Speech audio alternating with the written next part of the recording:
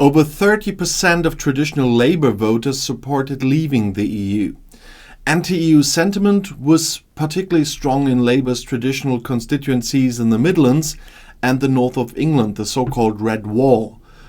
Of all things, these former Labour strongholds were resoundingly lost for the party in 2019 in the Get Brexit Done general election called by Boris Johnson. The UK has changed dramatically since then. The country has been hit hard by a severe pandemic, a sharp rise in the cost of living, and renewed austerity policies. And the effects of Brexit are no longer just abstract warnings from pessimists, but are particularly evident in everyday life through increased prices, a shortage of skilled workers, and difficulties when travelling. Britain is eagerly awaiting the next general election, which must be held by January 2025. The decision on the exact timing rests solely with the current Prime Minister Rishi Sunak. On election day, the Conservative Party will have been in power for more than 13 years. For a long time, it was considered almost invincible. It emerged as the strongest party in the last 4 elections to the lower house. And since 2021, however, their poll numbers have been in free fall. A series of lost by-elections reinforces the impression that the Tories are heading for a dramatic defeat at the polls. As things currently stand, they would only have 155 of the 365 seats in Westminster left, while the Labour group would grow from 202 to 403. And a new catchphrase is making the rounds. That's regret, the regret over Brexit. And Labour looks set to secure Downing Street for not just 1, but at least 2 terms. But isn't it now time then for the European Starmer to make amends for the mistake of leaving the EU? So shortly before the European elections, it would be a good idea to use the media attention on this topic. And finally, in March 24, 55% of people in Britain believe that leaving the EU was wrong, compared to 34% who still think it was the right decision. And the proportion of those who regret Brexit has been consistently above 50% for 2 years now.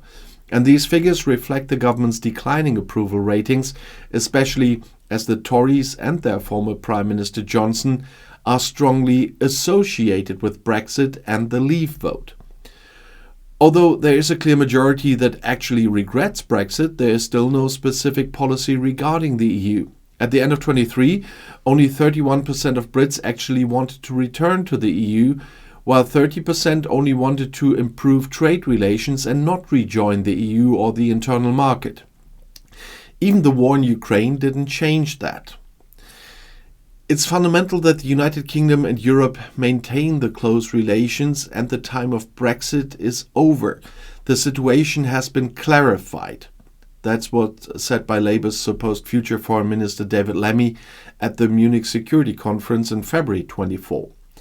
Labour will have a new aim for a security pact with the EU that would provide for regular meetings between ministers from both sides.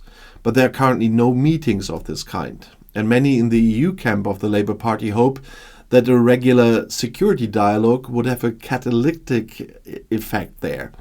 Anyone who talks about security will soon also want to exchange information about other topics such as energy, supply chains or migration. And the next challenge in the bilateral relationship with the EU will come as early as 2026. The review of previous agreements provided for in the TCA, the Trade and Cooperation Agreement. It's therefore also conceivable that Labour could campaign for atmospheric improvements, including through an agreement to reduce trade barriers, on the mutual recognition of professional qualifications, on facilitating visa-free short-term employment for Brits in the EU and vice versa, or through the adoption of EU plant and animal health standards. The much-cited difficulties in conducting music tours could also easily be eliminated. Unlike the Tories, they will certainly not constantly strive for divergence with the EU, but will instead try to maintain common standards. However, the tactician Starmer is not prepared to lead the UK back into the single market or the customs union. In his view, a return to free movement of people would be a violation of the rules of the game. Control over who comes into the country must never be given up again, they say. The Brexit slogan, "Take back control," still resonates, especially in the former mining towns of England, and party strategists are convinced that they would be immediately punished by the electorate there, without whose votes a change in London would be impossible, and if they did so, disclose the topic of migration. Another agreement with the EU could also jeopardize the benefits of free trade rules with Australia and New Zealand, or reduce the importance of membership in the CPTPP free trade area. And while Labour would like to reach an agreement with the EU to mitigate the impact of controls on food and agricultural products, this would likely require accepting alignment with future EU rules, and that is a narrative Starmer is keen to avoid. Election expert Rob Ford from the organisation UK in a Changing Europe believes the current course makes sense for electoral reasons. It works well in Dudley, Nuneaton, Lee and all the other places that are much more left-wing, he says. On the other hand, he warns the party could come under pressure from its own MPs later in government.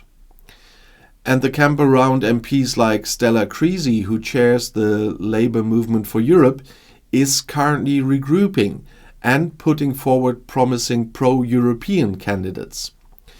Starmer's Labour Party may be instinctively pro-European, but it remains cautious in the run-up to the general election and is focused on winning back the Red Wall seats.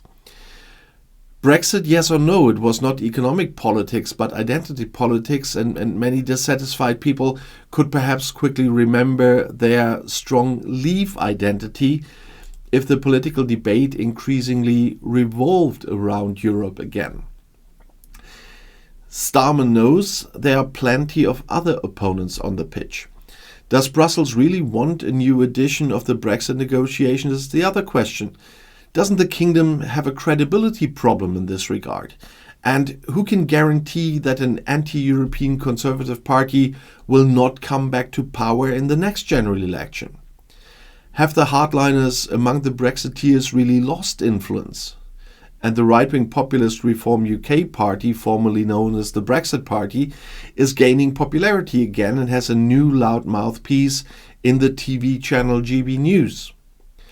So whether it was in the dark times Wembley or now Brexit, the game is over. The whistle is blown, but whether the referee's decision was correct will probably be discussed for years to come, as we've seen it with Wembley.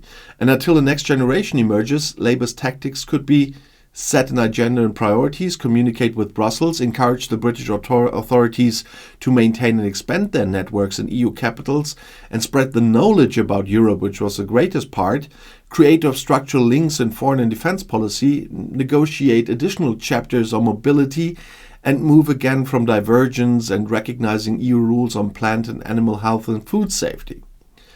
For a long time, it was unclear whether the wall was behind the goal line at Wembley Stadium or not.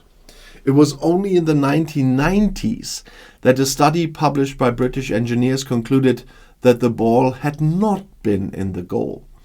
Edited photos and film footage show the limestone thrown up from the goal line. And Starmer knows that later generation will look at Europe differently. There, after the game is before the game. But as a German, I know Wembley was a big bone of contention for a long time. It was not my generation, but you definitely heard about this.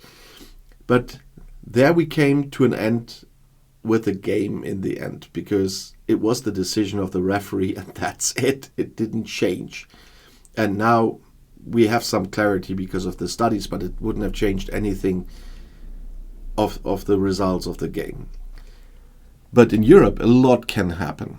But the EU will not reopen the complete TCA, I can tell you that much. And Starmer, whatever he's promising during the election campaign, we will see what that will be, absolutely knows that.